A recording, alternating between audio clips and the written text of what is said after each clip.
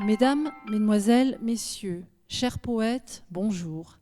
Dans le cadre du Printemps des poètes 2021 et en cette année particulière qui impacte durement l'univers culturel, nous avons voulu maintenir ce rendez-vous qu'est la poésie afin de partager la beauté des rimes et l'amour de notre belle langue française.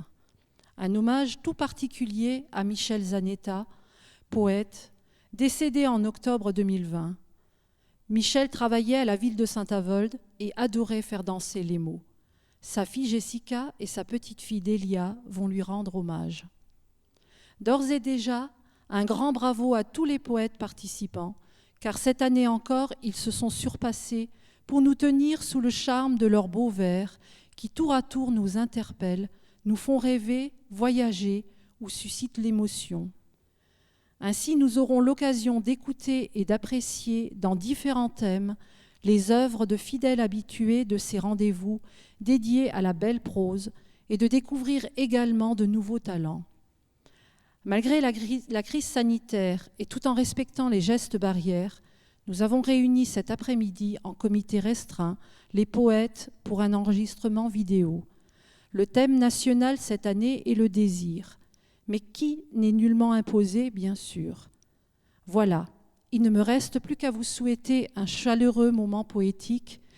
Malheureusement, je suis obligée aussi de vous informer que nous ne pourrons pas, comme à l'accoutumée, prévoir un petit moment de convivialité ensuite avec un vin d'honneur, etc. Malheureusement, la crise sanitaire nous impacte tous et nous devons nous tenir aux normes en rigueur. Désolée pour ce moment de convivialité que nous ne pourrons pas vivre cette année. Maman. En prose, car plus rien ne rime. Emprise insidieuse de ce chagrin d'octobre. Quand tout pèse, que plus rien ne repose, survient alors lumineuse et affirmée l'image de ta sérénité. Tu n'as cessé de redire que le départ d'une mère, c'était le premier chagrin que l'on pleurait, sans elle à nos côtés pour nous réconforter. Je mesure désormais la justesse de tes mots, justesse déjà 1000 fois pressentie. Dans tes yeux humidifiés de larmes et ta gorge nouée de sanglots étouffés, lorsque nous parlions de papy et de mamie, lorsqu'ils s'animaient au cœur de nos conversations. C'est pourtant bien l'existence qui porte cette chance, le poids du manque à l'aune de l'amour partagé. Ne cherchez pas à dérober ma douleur. Apprivoisée, elle me murmure. Ne me rejette pas, ne me crains pas. J'existe car tu as aimé. Voici le tendre rappel de ce que tu fus ici pour nous, de ce que tu continues d'être là-haut, d'une manière qui nous échappe et dont on a pourtant l'intuition au-delà des sens et du bon sens. La vie nous éprouve et s'éprouve tout à la fois. Étrangère, familière, paradoxe à nul autre pareil, la mort. C'est ici que tout se rejoint, c'est ici que tout correspond. C'est le secret qui nous fait reconnaître en l'autre soi-même. Tu as quitté ceux que tu aimes pour retrouver ceux que tu n'as jamais cessé d'aimer. Tu vis à présent en moi par moitié, et je sens vibrer la survivance de ton être, dans chacune de mes cellules, dans chaque refrain entonné, dans chaque page enfarinée de tes recettes amoncelées.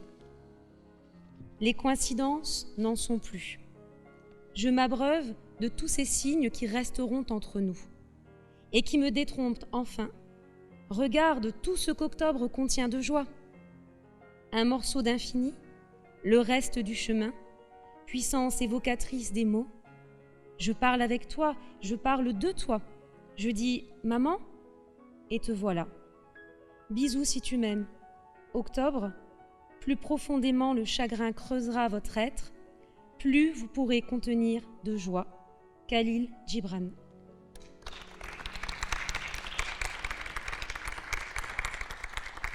Michel ma belle de Sophie Jmilia-Jovic.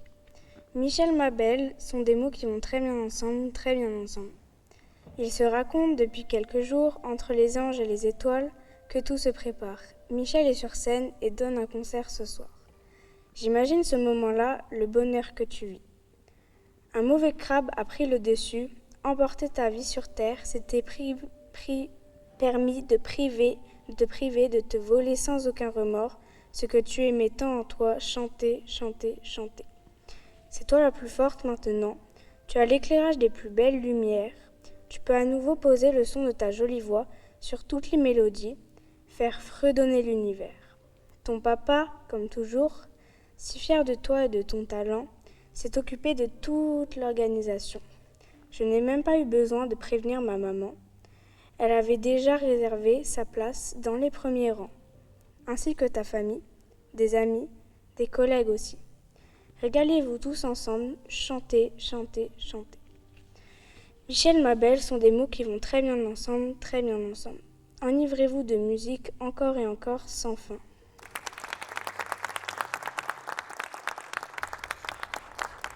Le théâtre des variétés. Te revoilà, toi, star sur scène, encore à exhiber sans gêne un faisceau de récentes trouvailles pour toutes les brebis du bercail.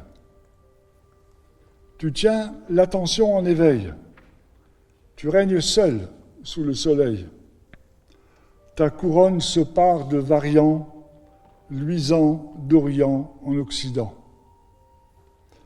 À chacun son petit mérite, original par sa pépite. Le British de London exit, retrouve son empire sans limite. L'art baroque attire en Bavière. Les moines y brassent encore la bière. Et bien sûr, le variant teuton essaime un parfum de houblon. Il s'adapte au rite espagnol. Le torero chancelle au sol et tous les olés du public enrayent son ardeur satanique. Tu as traversé l'Atlantique sans même t'arrêter au Mexique. Au Brésil, fini la playa. Personne pour danser la samba. La Californie se consume, Hollywood, ses stars se parfument, trop de relents dans les villas, pas du goût de Lady Gaga. Et ton cousin sud-africain, à l'aise dans ce climat malsain. L'apartheid n'est plus au programme, il vise l'essor du diagramme. Variété, dans cette folle errance, tu fais une incursion en France. On décrète le confinement. Le début n'est guère gratifiant. Tu veux t'amuser en Moselle ? Méfie-toi de cette gente rebelle. Forte de son arme traditionnelle, tu tangues après la Mirabelle.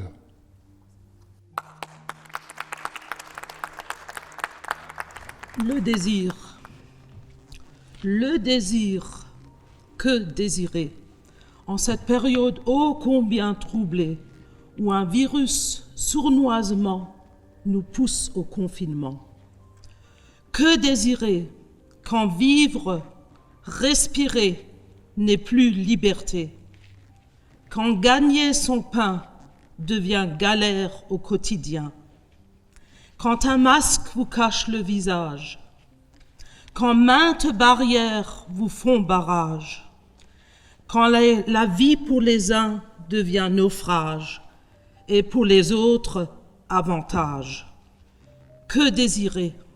Mon désir, avancer avec le sourire, vivre, simplement vivre, respirer la liberté retrouvée, écouter les oiseaux siffler, un chant nouveau, celui d'un monde en renouveau, un monde, mon désir, un avenir pour l'enfant qui s'ouvre à la vie, un avenir pour le jeune qui subit, un geste, une parole qui ravit, le vieillard au crépuscule de sa vie. Où est la dignité humaine? Revenons aux vraies valeurs humaines. Ces valeurs perdues par un monde corrompu sur l'échiquier du profit au détriment de la vraie vie. Le désir, mon désir. Le désir. S'il est un verbe bien peu employé, c'est bien le verbe désirer. Il est plus doux que vouloir ou aimer. Il est plus subtil que demander ou espérer. Il est plus intime que avoir envie ou ambitionner. Il est plus personnel que guigner ou briguer. Il est plus profond que aspirer ou souhaiter. Et il est plus franc que envier ou convoiter. Dans le désir, on devine la nuance de rêve. On sent les limites de l'impossible. La notion de besoin semble bien brève et l'idée d'envie s'y trouve irrésistible. Quand on s'avoue une once d'espérance, quand on ose exprimer un insondable vœu, on accepte le ressenti d'une sensualité d'aisance et on cherche alors le meilleur, le mieux. Reconnaître en soi le sentiment de désir, l'identifier correspond à un état d'esprit qui, pour les peu tendres, peut faire sourire et pour les autres traduit d'une certaine inclinaison le fruit. Main dans la main. Au départ, un simple contact. Deux peaux s'effleurent, se touchent. Un instant, garde les yeux fermés et sens la paume de ta main, de sa main. Est-elle lisse, douce, rugueuse, froide, chaude, soyeuse? Petit à petit, un lien secret et l'onde chamarrée propage sa chaleur, aux extrémités d'abord, avant de gagner tout ton corps, jusqu'à pénétrer au plus profond de ton être, là où se trouve un trésor. Ton trésor, la vie, ton souffle, toi. Main dans la main, mains unies, mains solidaires, mains désirables et désirées. Bientôt, nous formerons cette chaîne de mains, capable de partager, toujours à l'écoute, de la vie, du souffle de chacun.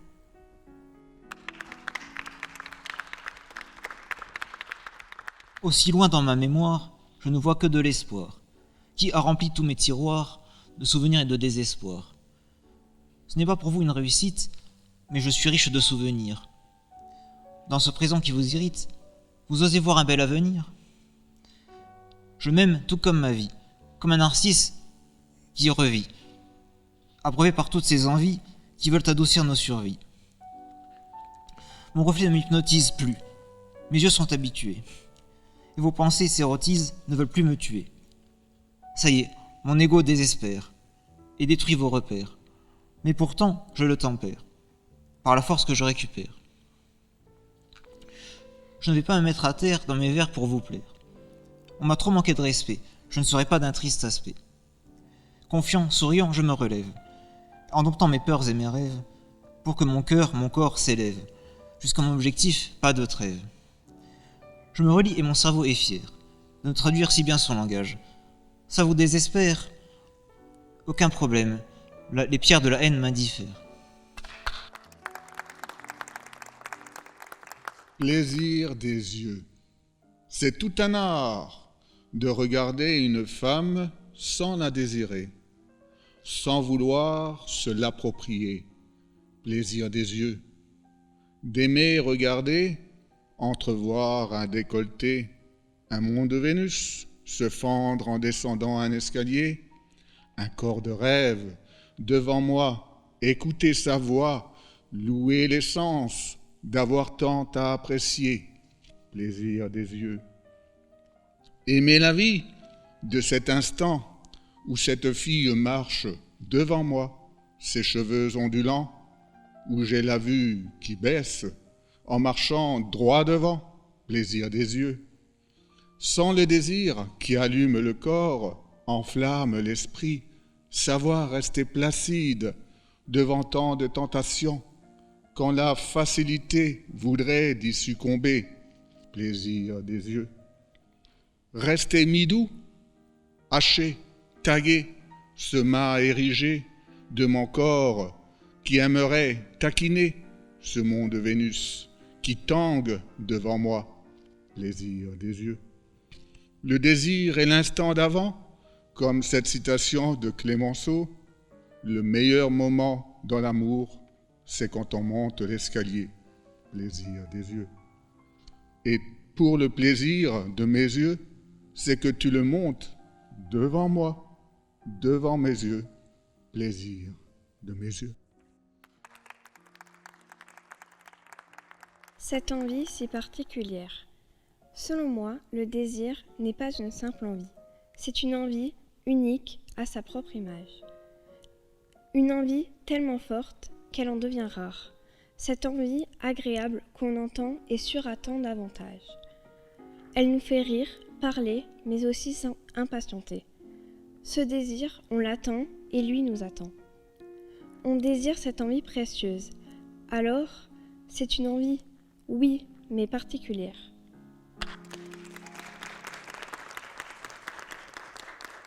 J'ai entrevu l'allure, la ligne, j'ai distingué l'éclat, soudain, l'émotion brute, là, débusquée, le trouble, le joyau sans l'écrin. Naïade, dryade, océanide, Vénus peut-être, ou Aphrodite, farouche, craintive et indomptée, indifférente et insolite. Elle ne bouge guère, ne me voit pas, elle n'a que faire dans mon émoi. Elle sonde les lieux en vraie guerrière. Non, elle ne viendra pas à moi. Suis-je quelque chose? Suis-je quelque part?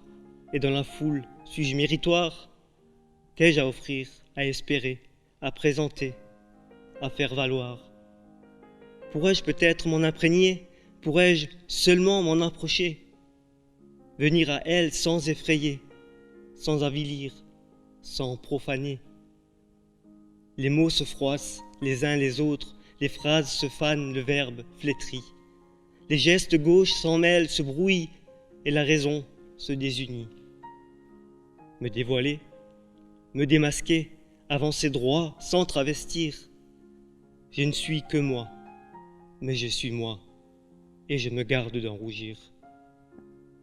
Ces apparats de protection sont-elles un leurre aux allures fières?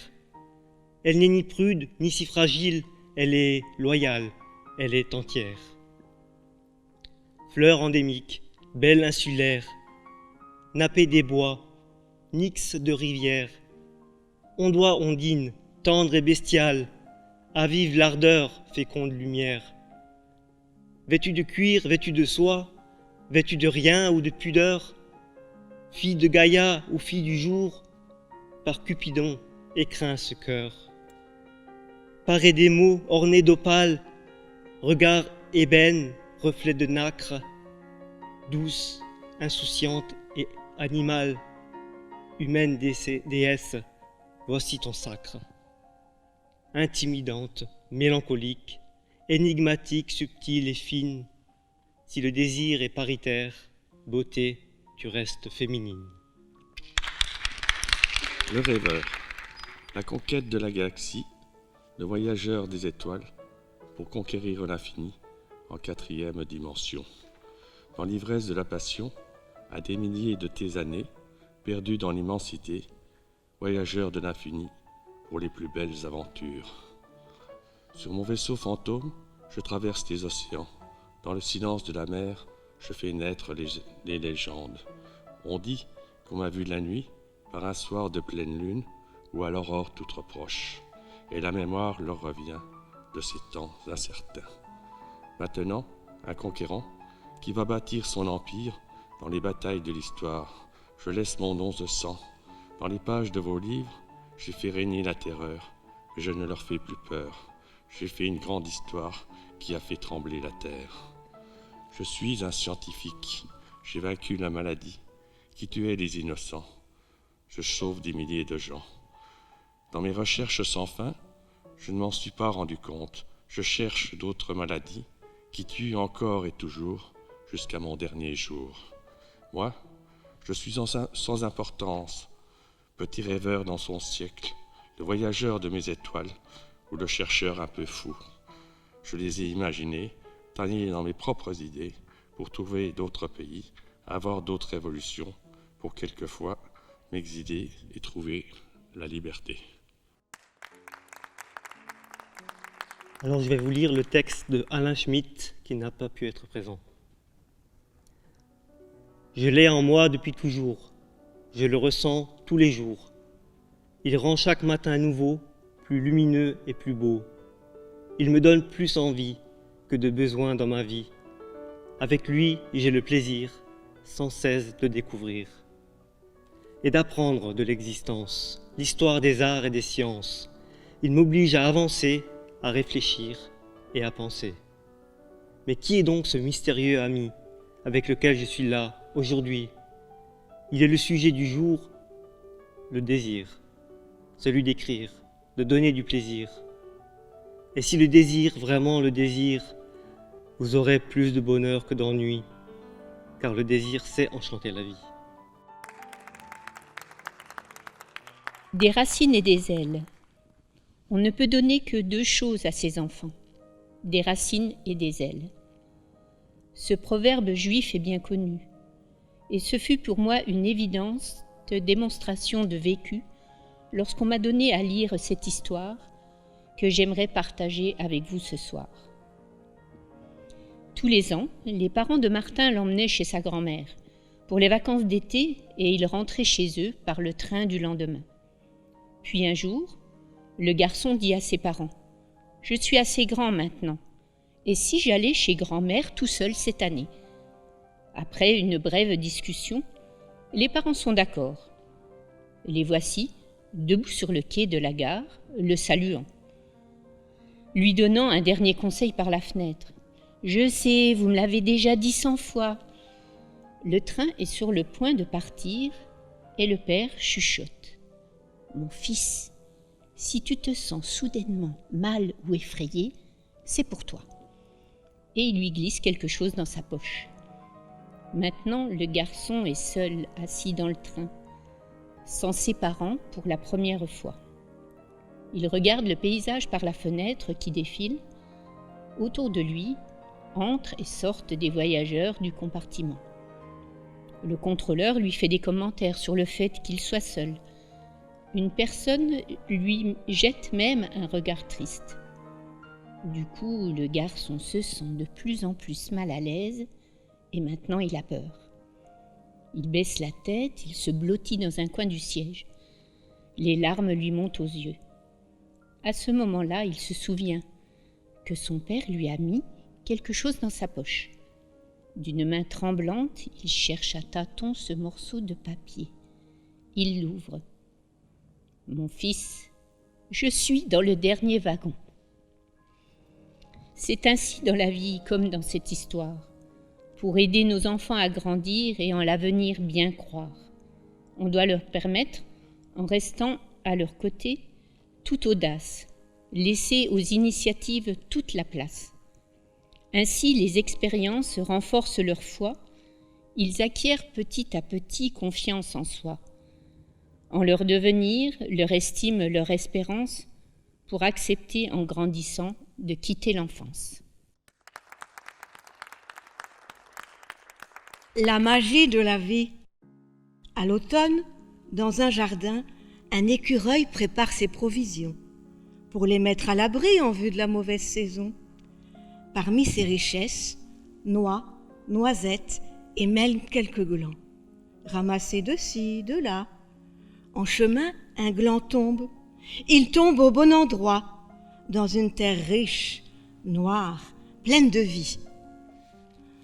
Le gland prend ses aises, s'enfonce dans cette atmosphère particulière. Hiberne-t-il? Non. Son enveloppe se fend et s'entr'ouvre. Monsieur se met légèrement à nu, il se transforme, s'habille en quelque sorte, ou peut-être se déguise. Curieux de découvrir ce nouvel univers, de fines antennes s'ancrent plus profondément au sol et puisent le nectar nécessaire à la réalisation de son chef-d'œuvre. Le temps passe, qu'importe le temps. Monsieur Legland pousse, assurément.